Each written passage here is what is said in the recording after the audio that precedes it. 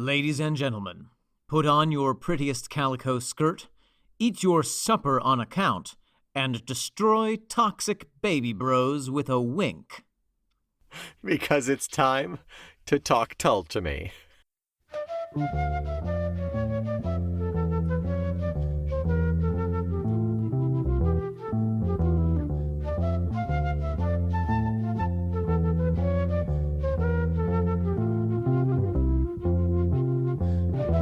I'm Omen Sade. And I'm Nick McGill.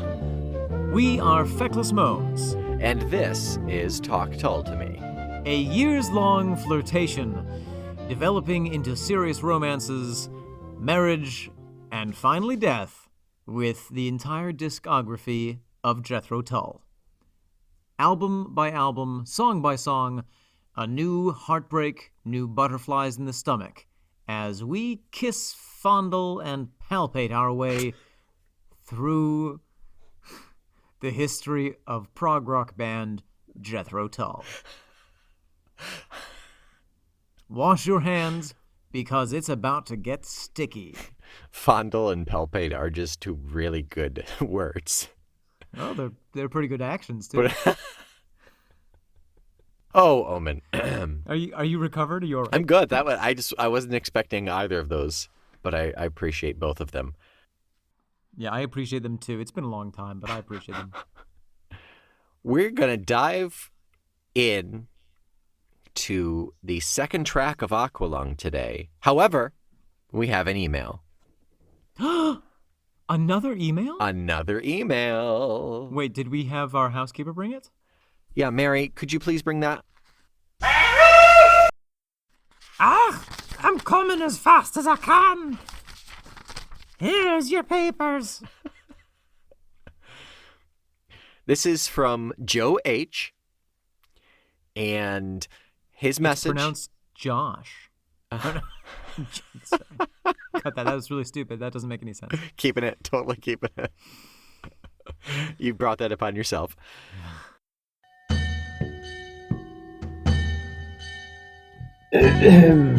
Your emails, sir.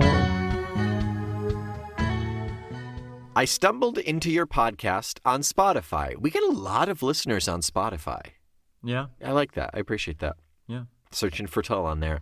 I've been listening on my twice monthly 2-hour commute. So now I am caught up. That's hefty. That's hefty. Every now and then for work I have to do that, but it's not often. And 2 hours is a lot. But good thing you have our lovely voices to talk Tull to you. Yeah. I don't know if I agree with you to do the added tracks to the original albums. Ooh. Yeah. Interesting. I think it would have been better to do the original album and only do the singles in an order that the compilations were released. Oh. I think I've since I've read this, I've given it some thought. I think if we were to start this now, today, knowing what we know, A, we wouldn't. And two, I think we would really try to lay out actual chronology of recording. Yeah. Because that would be a much more accurate flow of sound, I think. The evolution of their sound. And Joe H., to respond, we did talk about that, and we talked about it both ways, and we ultimately, in our foolishness, in the madness and fevered dreams of our youth several months ago, decided that we were going to just do the bonus tracks because it was more of our personal chronology. Right. Because that was the way that we experienced them. But fair point taken. You can always, we invite you to not listen again until we've gotten way out ahead of ourselves and then listen to them in whatever order you wish. And another issue is the problem with the compilations is that there's a lot of repetition. So we'd be chopping out a bunch because we wouldn't be listening to Locomotive Breath 9 times. But it's a fair observation. We are not, in fact, always doing this in strict chronological order of their recordings. Yep, I'll give you that. You caught us, Joe H. And Josh, thank you, Josh. And we close out with, I'm looking forward to Aqualung and have been listening to the album for the last few days. Ooh. That's a great way to get into the next few episodes, is to kind of refamiliarize yourself with the album. I mean, that's what I do. I listen to that album a couple of times, and even as we go through and we're halfway, 3/4 of the way through, by that point, it's not a matter of me wanting to refamiliarize myself. It's me having gained new appreciation for it. So I do want to go back and listen to it again. For real. I know I've done that with the last 3 albums, and I'm sure it will continue. Is there any more of Joe's email? That was it. Just a quick one. Yep. Really appreciate it. Thank you so much, Joe. Thank you so much. We love being with you, in your ears, in your brain, during your commute. It reminds me of the old fable about the prince who was set an impossible task to find a suitor to see who could shorten a road. And all kinds of scientists and people tried to do it, and no one could. And then a nice young woman walked with him and chatted with him while they walked down the road, and the road seemed much shorter. A children's story about relativity. Wow. Nick, are you there? Wow, yeah, that was... I would have just used like a road saw. Just... A road saw, yeah, well, yeah. So, Nick. Omen. What do we have the pleasure of talking Tull about this week? This week, track number 2 off of Aqualung, it is Cross-Eyed Mary. Let's close one eye and have a listen. That's not what cross-eyed is. No, I'm closing one eye so I can see straight. Oh, Mary?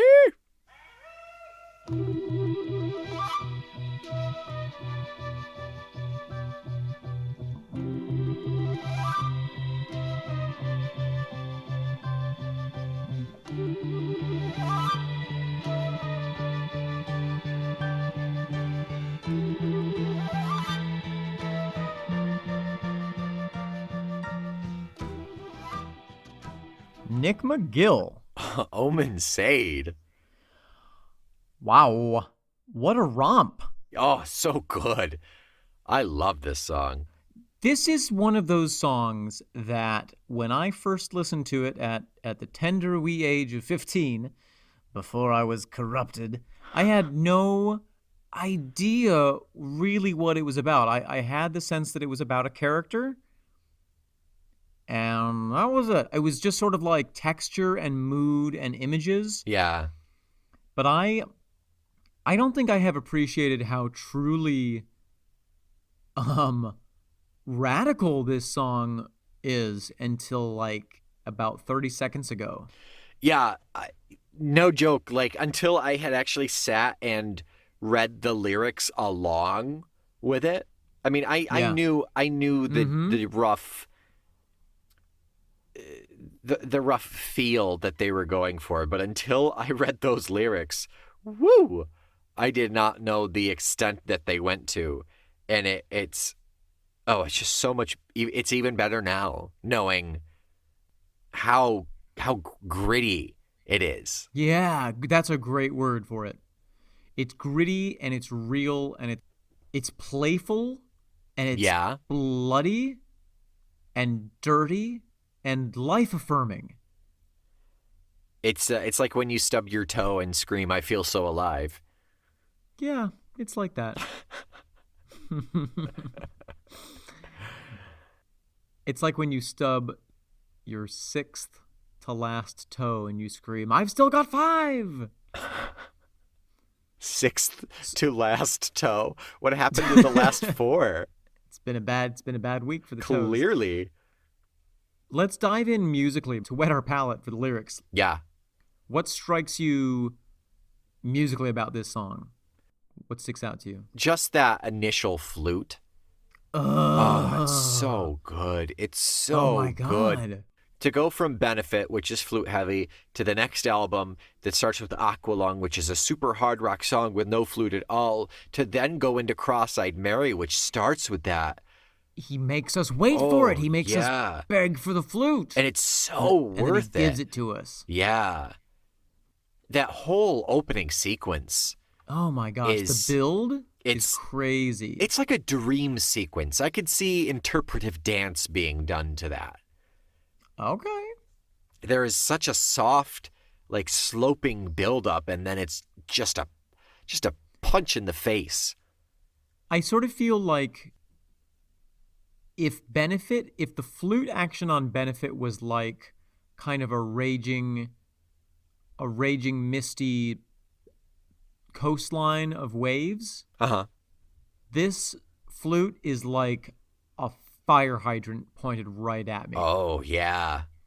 Yeah, it's a flute hydrant. These last two songs, for sure. It's just so focused. It knows so much what it is. Yeah. Yeah, it's a lot like, I think you could say that just like how Ian found his voice, maybe he kind of found a home for the flute too. I'll give you a home for the flute. Yeah, I knew that. I knew that's where I was going. Yeah. I do feel like this album feels much more mature musically than Benefit. And that's not a negative judgment on Benefit, because as you know, I love Benefit. But I do feel like there is a better, more economic and more purposeful use of musical resources on this album. It feels more produced, for sure. And I wonder if some of that is the John Evans influence. How so? Well, there's something about a keyboard player that they see music differently than a guitarist, or a drummer who basically, because they see all the notes, and so there's a sense that you have to arrange things a bit more. Maybe it's more of a Terry Ellis influence from the outside. Maybe it was the producers being, channeling the music into something else, or maybe it was just the general maturity of it. But I feel like there's a more purposeful, audience engaged, like this song has a deliberate effect on the listener. Yeah. Well, I think it's a lot of factors. I mean, it could be, of course, it could be Terry Ellis, like you said, like they're trying to sculpt this album in a certain direction. Could be John Evan being officially in the band now and having more of a say, maybe. Could be Dee Palmer having more of a contribution too. Okay, question for you, Nick. Yeah. Do we hear the use of the mellotron in this build-up? Oh. Because if you listen, there's this sort of choral voices backing that comes in. Oh, gosh, I would need to re-listen to it. I suggest that you do. I'm going to do that. But it sounds to me like some sort of a synth, but I know from history that I don't think that the synth had been invented yet. Oh, synth was created very early on, but they were big and chunky and difficult to do. And we don't think that they were using a synth in this case.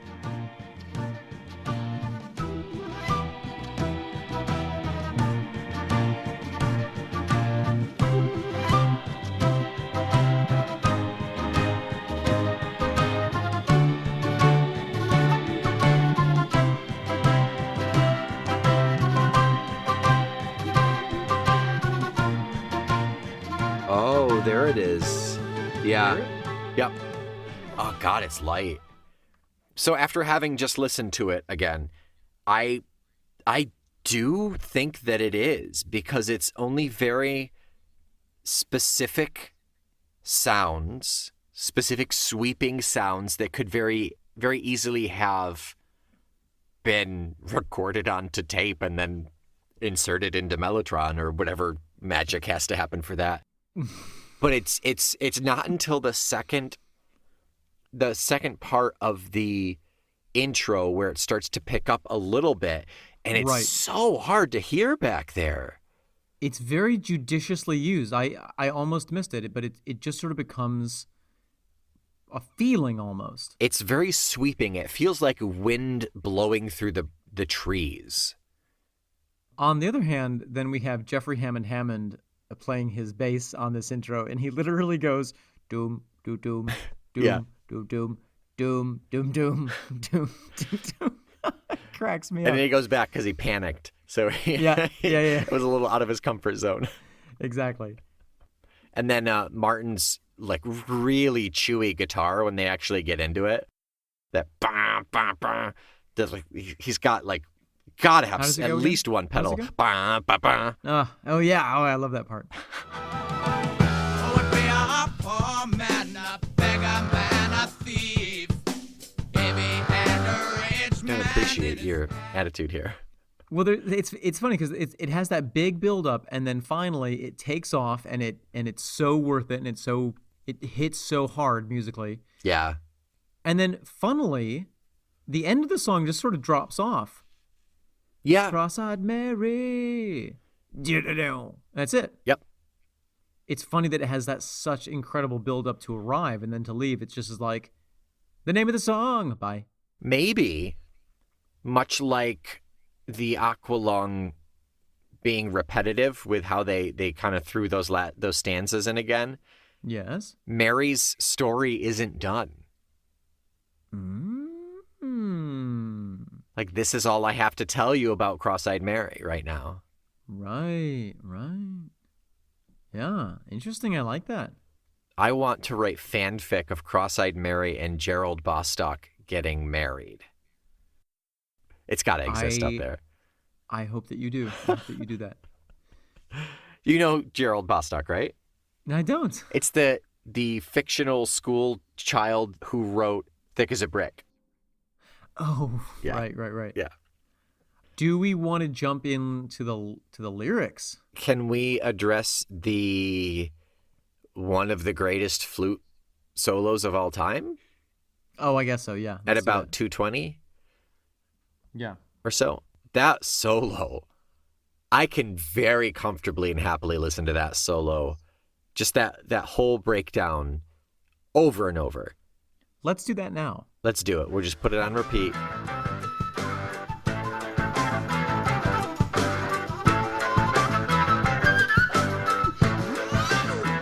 You know what that flute solo is to me? What is that flute solo to you? That flute solo is saying, you know what? I'm not a jazz flautist playing rock and roll. I'm not a rock and roller playing with a flute. I am Ian Mother-Loving Anderson. Here is my flute. It is a completely unique sound. Yeah. It's so certain. It's so grounded. And I don't know how many of our listeners know much about the act of playing the flute, you know? Okay. Like what it takes to play a flute and to produce the sounds that Ian Anderson is producing. Right. But there's another podcast that I listen to. It's called Strong Songs. Oh. It's by a guy called Kirk Hamilton. And he'll take songs, he'll take a single song and break it down piece by piece and just go through pretty much the whole song and say, this is what's happening here musically, like music theory, instrumentally, composition-wise, and say, this is why this is awesome. This is what's really cool happening here. And every now and then he has a Q&A episode. And a couple of months back, someone sent in a question about this solo. No kidding. I reached out to him and said, hey, can I play this on our show? Because it's really cool. Cross-Eyed Mary's coming up. Can I put it in our episode? And he said, absolutely. Go for it. What? You got that for me? Yeah. So let's take a listen to that. Christmas has come early. That's it. That's what we're listening to. So now, what's the podcast called? It's called Strong Songs. And so now an excerpt from Strong Songs. Our next question comes from Jack, who writes, Jethro Tull's Cross-Eyed Mary has some kind of a flute solo in the middle of it that sounds like it makes a noise, kind of like one of those ratchet noisemakers. What is making this strange sound? Well, Jack, I'm glad that you asked. That is Ian Anderson playing flute in Jethro Tull, and as someone who plays flute, I can actually answer that question. Let's listen to the solo that Jack is asking about.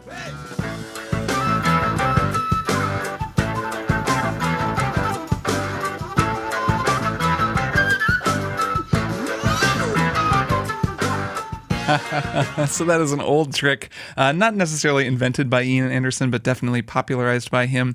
That's kind of a vocalizing flute thing where you can vocalize through or over a flute. Other players like Rahsaan Roland Kirk, really amazing multi-instrumentalist jazz player, would do this kind of stuff. And it's basically what you're doing is you're blowing across the flute to play it, right? Like you're blowing across a beer bottle or something. And as you do that, you kind of make a sound with your vocal cords, which are normally not really doing anything. Okay, so I've got my flute here. Check it out. So I can play something like that, and that's just normal flute playing. And when I play it, it just sort of sounds like I'm playing flute. But if I kind of go underneath that, I'm blowing across the flute. I'm not really blowing into it. Flute, like I said, is like a beer bottle. You're blowing across it. So if I just, instead of going to blow, I go kind of like that, up high, you get a sound that sounds like this.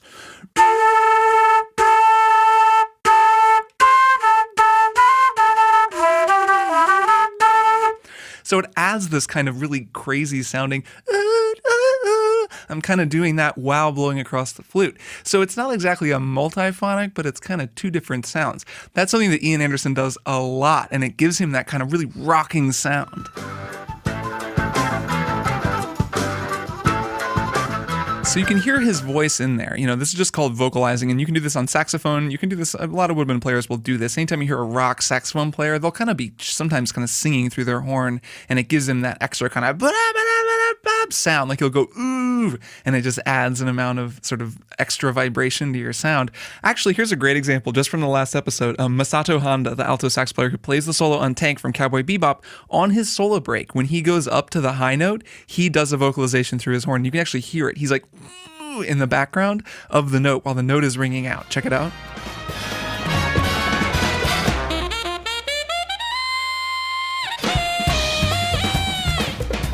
It's really hard to hear unless you know what you're listening for. It's almost like you can just hear the air being tensely kind of held back by his vocal cords. And actually, vocalization is really hard on my vocal cords compared to actual singing. It's really like kind of tense. So Ian Anderson did that a lot. And there's always kind of a balance, especially with flute, which is kind of a really light instrument. You can overdo it and make it so you hear your voice more than you hear the flute. He kind of keeps the balance where the flute is jumping out. It's also a little bit higher up, but you can hear his voice there in the background. So then when he does that really wild sounding thing that Jack is asking about, he totally flips the balance and it's almost all his voice. So all he's really doing is he's going, he's like making a weird sound like that, but he's doing it over a flute. So it's a little more like, and it just gives it this really unhinged, wild sound where his voice suddenly just jumps out. I love this kind of stuff. I love when Rahsaan Roland Kirk does it too. Like sometimes he'll talk to his flute. He'll go like, "What'd you say?" And then he'll play something on the flute while he's kind of yelling. And it gets the voice involved in a way that a lot of instruments actually can't do. It's one of the distinct things about rock flute that I think is really cool. Like I was saying, you can do it on saxophone, but it's not as transparent. You don't hear the voice as much because the horn is in your mouth. It's like a more vocal sound to begin with. Because the flute is kind of so light and airy, when you're kind of shouting behind it, you really hear the shouts too, and it gives the instrument this very human sound that can be very exciting and kind of intense. Oh man, Jethro Tull, super good band. So there we have it. Kirk Hamilton breaking it down about the mechanical workings of the flute, and specifically with this song. Nick, what a treat. Thank you so much for bringing that in. Yeah, I highly suggest everybody swing on over to Strong Songs. Check him out. Sometimes he does completely random songs that you never heard of, but it's super informative, and I wish I knew more about music, and he really kind of makes it easily digestible. It's really cool. I wish you knew more about music too, Nick. Oh. And just one other thing, he mentions Roland Kirk, who, yep. Omen. Yes. Who's Roland Kirk? He's the guy who wrote Cat Squirrel. Serenade to a Cuckoo. Serenade to a Squirrel. Cat's Cuckoo. Cat's Cuckoo Squirrel. We'll be right back after these messages. Yeah, wow. Yeah, that's pretty cool little snippet. That's all I have to contribute musically. Yeah, I think that wraps it up musically. Okay. I think that I'm a little bit nervous to get into the lyrics. Yeah. Ooh. Yeah. Ooh, boy, because they're filthy. Before we even get into the meaning, the actual content, Okay. the word choices, just the word choices, Give me an example. the little phrases, Yeah. a leching gray, Robin Hood of Highgate. Yeah. You know what? I have a slight theory. Please. I think that the reason that we find so much kind of complicated language in this song is because the content is so sexual and extreme that I feel like it's almost done in a bit of code in places. He tried to class it up a Soften- little bit. Yeah. Or obscure it or soften the blow or do it in a way that you couldn't. It's harder to directly say, oh my gosh, you're saying this. Funny story about a leching gray. She'd rather make it with a leching gray. Make it with is, of course, a euphemism for to make whoopee. Bake pies together. They make it together. It's the sex. Of all of the songs up until this point where you've been like, Nick, is this about sex? And I've been No, like, this one- I can see it, I guess, maybe. Yeah. This one is, like 100%. So about sex. I used to think that lyric was she'd rather make it with electric rain. Wow. Wow. Yeah. She'd rather watch Blade Runner then? Is that... Who wouldn't? I would. Oh, never. I don't need to see that again. So Nick, just let's have it out. Let's get down to brass wax. What is the song about? It is about a very, very young sex. It's about a very, very young prostitute. Yeah. As that is as boiled down, that is as bouillon cube as you will get with this song. And yet I feel that she is more. Okay, let me be careful about what I say, because I was about to say she's more than a prostitute. And that implies that a prostitute isn't much. Is less than, yeah. Right. And of course, sex work is work, and sex workers deserve our support and rights as anyone else. But in this case, I feel like this character, Cross-Eyed Mary, is, while she is a prostitute, she is also, in a way, a symbol of hope for the community. And what am I trying to say? She has a real role in the community of this song. Yeah. She's deeply embedded in the community, which I'm sure a lot of sex workers are. And they're embedded in her. Oh my. But there's something heroic. There's something really, and that's what I think makes this song so intriguing, and indeed this album so intriguing. We've just heard Aqualung, where it's sort of talking about the nobility or the uniqueness of this homeless person, and now we are talking about the heroism and the kind of epic life story of this extremely young prostitute. Yeah. If Aqualung, although all of the whole band has sworn that Aqualung is not a concept album. Right. Most people who are not Jethro Tull say otherwise, that the first half is about this kind of homeless community, or these homeless people, this other side of society, and then the second half is about religion, which aren't necessarily mutually exclusive. But again, it's been stated that there are very loose thematic elements that tie a few of the songs together, and that's the extent of it. Right. And as we see, Aqualung, the character, makes an appearance in the song Cross-Eyed Mary, which is amazing. You know what, to me, it we can talk concept album, not concept album, and it's, it sort of is about intent versus perception there. Sure. If they didn't intend it to be a concept album, then that's that. And if we say it's a concept album because we see a concept on it, that's that. But I do sort of feel like it does exist within a world.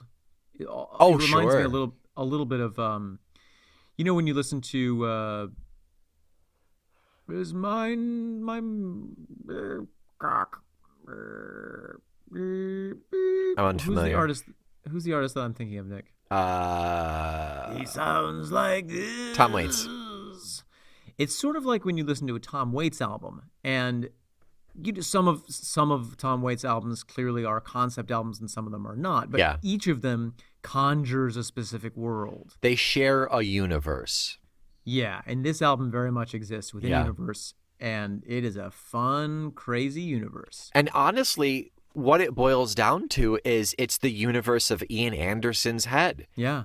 We know full well from many accounts that he was very affected by the homeless situation Right. at this time, which inspired several songs. And we know he's always been about commenting on religion to varying degrees. So it's just what spoke to Ian and what he needed to put voice to.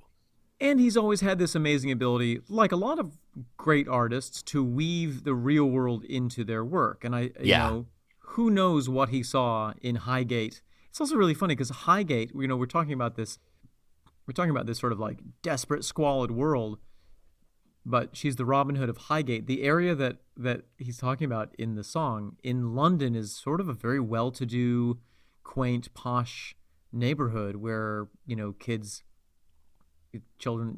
parents take their children to like feed the ducks at the pond type thing. Was it not always like that? Did it get cleaned up, do you think? Probably. I mean, I'm sure it's changed over time, but yeah, who knows? I don't know what it was like in the 70s. But yeah, I mean, New York City used to be like a dumpster fire. Times Square Yeah. was where the porn houses and the prostitutes were. And Yeah. now it's the Disney store and Muji.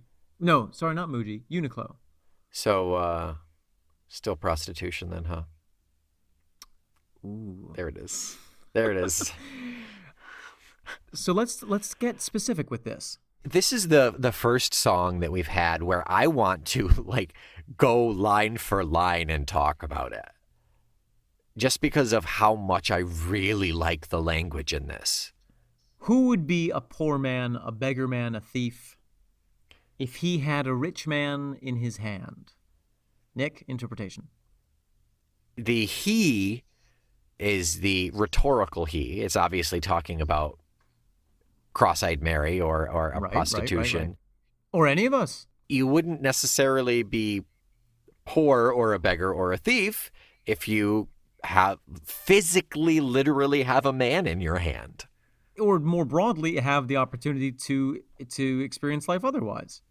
Right. No one would be poor if they had the opportunity to exploit the rich. Yeah.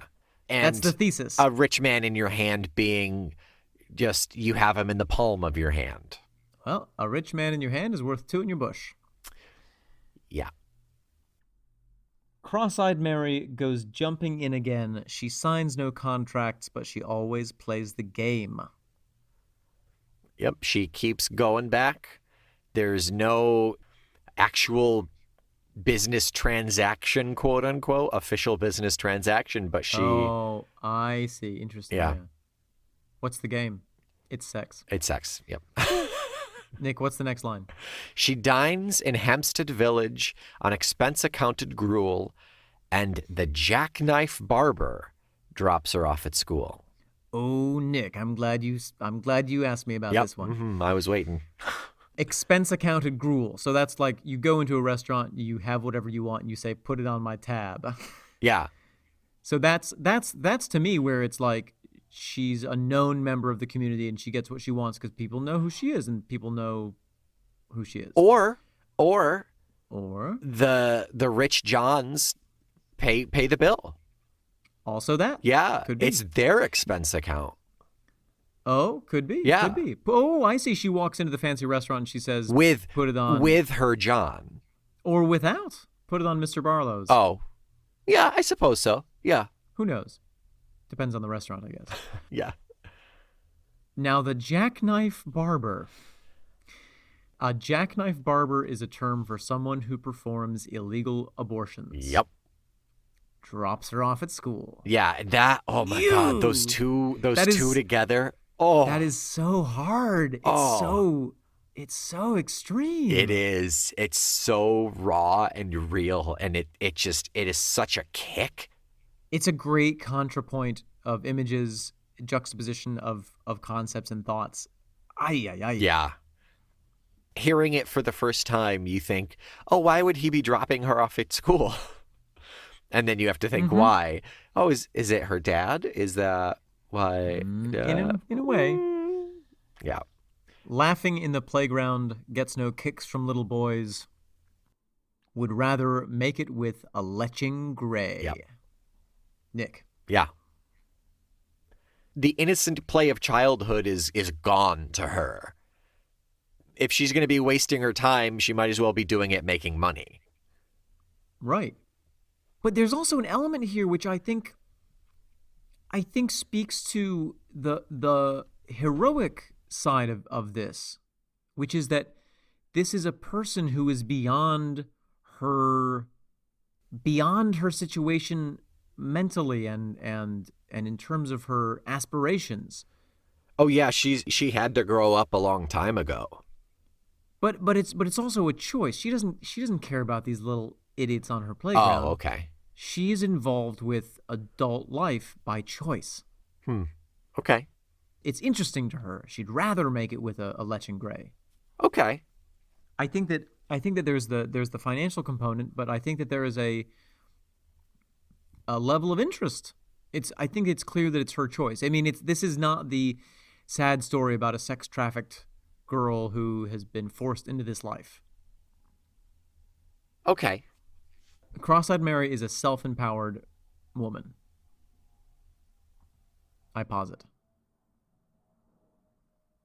I see where you're coming from. I don't have enough proof to fully back that, I think. All right. Well, let's keep going. Or maybe her attention is drawn by Aqualung, who watches through the railings as they play. See the previous episode in this podcast series.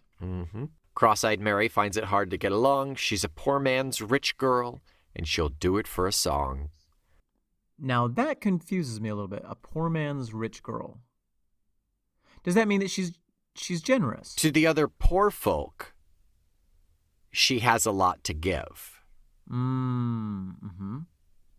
And either she has the pay, or I also read a theory to go further down. She's the rich man's stealer, but her favor's good and strong. She's the Robin Hood of Highgate, helps the poor man get along. She charges the rich guys as much as she can. And either she helps out financially with the poor people, or she gives herself away. Wow. Yeah. It's intriguing.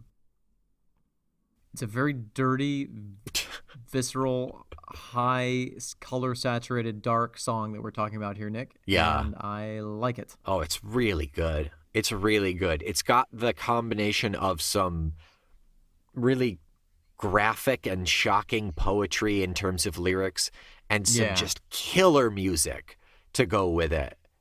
I'm glad that you said poetry because I totally agree. I think that this is the poetry of Ian Anderson coming to the forward, and he's giving us what poetry should give us, which is shocking images that yank us into the present moment. That move us, that make us think. I think this is one of the first instances where his songwriting is just so good. It's just it's taken, just like the flute, just like the voice, his song voice, his narrator voice. Yes. His writing. His writing has reached a new level in this album. Yeah. We have arrived. Yeah. We've arrived at Tull -0. And that is, all of those factors together are why this album is, when you mention Jethro Tull to someone, they know the Aqualung album. Yeah, absolutely. As well they should. Yeah. Whoo, Nick. Mercy. What else do we have to say about Cross-Eyed Mary? Oh, gosh. I feel like I'm just going to continue to praise it in very general terms. Yeah, I Yeah. highly recommend. I highly, even though we just basically read the entire song, I highly recommend you guys listen to it and follow along with the lyrics. It makes a heck of a difference. It really does. It sure does. I thought so anyway. Nick, Omen. if this song were a car, what kind of car would it be Oh. and why? Oh. A car. Yeah. Internal combustion. I think Or is it? I think it would be a low-end hybrid. Really? Yeah. Why? Practical Okay. without too many bells and whistles. Okay. As much eco-conscience as you can afford, Go on. but it's still not the solution. Okay. Okay. Does that make sense? Yeah. Maybe. I don't know. What were you looking for? What was the answer you were looking for? I don't know. I know the answer I would give. Which is 1971 Monte Carlo by Chevy. But it needs a bit of work, but the engine still runs real strong. You know, the Monte Carlo was like the little cousin, the little brother of the Camaro. okay. It was like a sports car for people who couldn't afford the Camaro. Yeah. Okay. I think we just gave the exact same answer, honestly. Yeah, we did. Wow. Yeah. And so I think we should end like the song does by simply saying, Cross-eyed Mary. Yeah, I think that is very appropriate. Oh, Mary.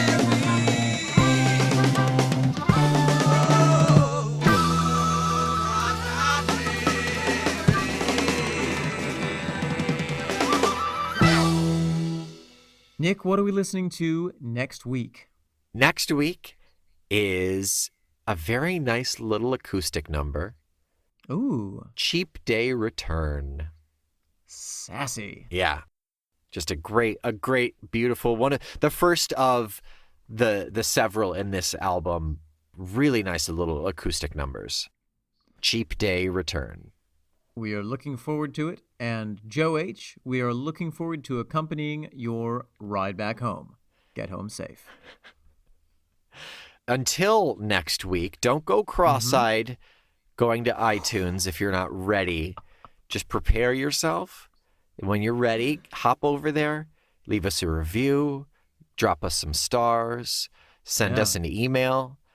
We love to hear your thoughts on specific songs, how you got into Tull. I'm super, what did Jesse call it? First contact. What was your first contact for Tull? Love those stories. I really do. We love them. Tell me your first And- contact. There we go. Thanks, Jason.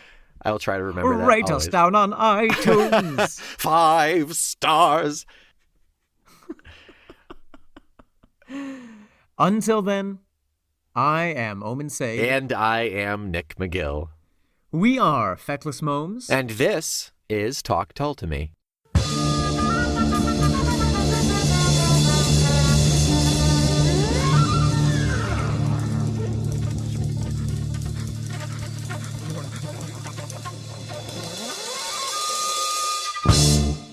Excuse me. Are you going into that Tesco over there?